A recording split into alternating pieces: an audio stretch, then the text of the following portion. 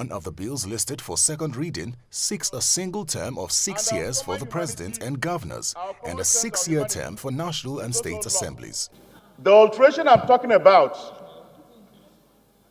is for 2023, going forward.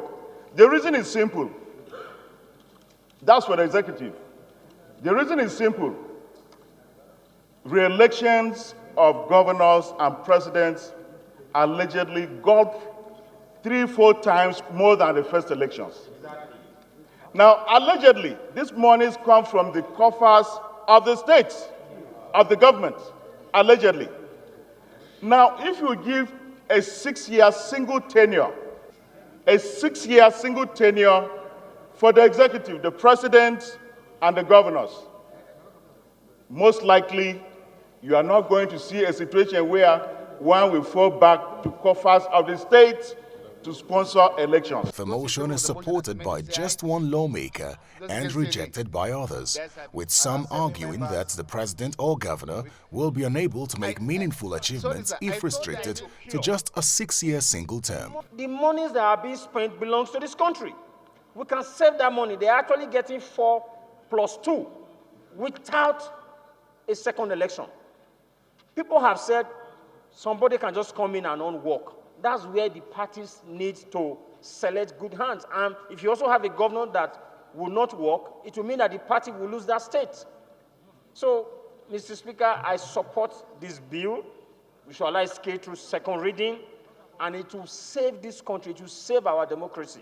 You cannot ask the president to spend one single-year term of 6 years single term and expect performance. What is wrong with our system, Mr. Speaker, is the ability of Nigerian and public office holders to respect our rules. By the time we are respecting the rules, the laws that are made by National Assembly, a lot of wrongs will be righted.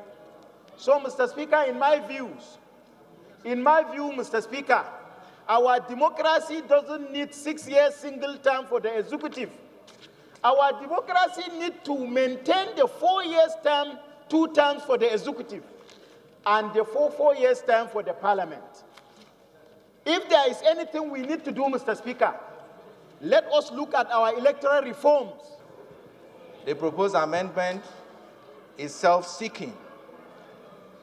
As members of the legislative arm and as serving members, we cannot come here and amend the bill to suit ourselves. Nigerians will look at it otherwise. If you find a leadership that is unpopular, and we have to wait for 6 years to change that particular administration, that will be too difficult, and that will be too dangerous for us. And if the man, in his own way, Nigeria way, is able to manipulate another 6 years, next time another person takes over, and it's 6 years, then we are really in trouble. We should maintain our 4 years, and again, Mr. Speaker, although the bill said 6 years limitless term for legislators, 6 years limitless term for legislators, not for a single term. That is also very unpopular in the sense that Nigerians already, we have image problem, and by the time you say we should have 6-year tenure because we want to remain here and can continue for 6 years tenure, already there will be, tomorrow's news will be this item. It's because of the immunity. The minority leader thinks the problem of lack of accountability could be tied to immunity. We should remove the immunity clause. We should remove the immunity clause for both governors and presidency.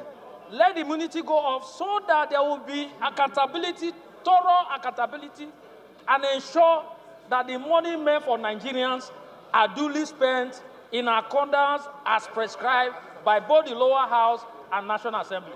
An attempt by the sponsor to withdraw the bill hits a brick wall. He has lost the opportunity because of the word right of reply. At this stage, I cannot allow the opportunity because we have gone beyond that. The question now is that those in favor of the bill be read the second time, say aye. Those against say nay. The nays have it. By rejecting the bill through voting and refusing the sponsor the chance to withdraw it, he can no longer represent the bill before the House. The lawmakers say the current 2-term tenure provides an opportunity for appraisal every 4 years.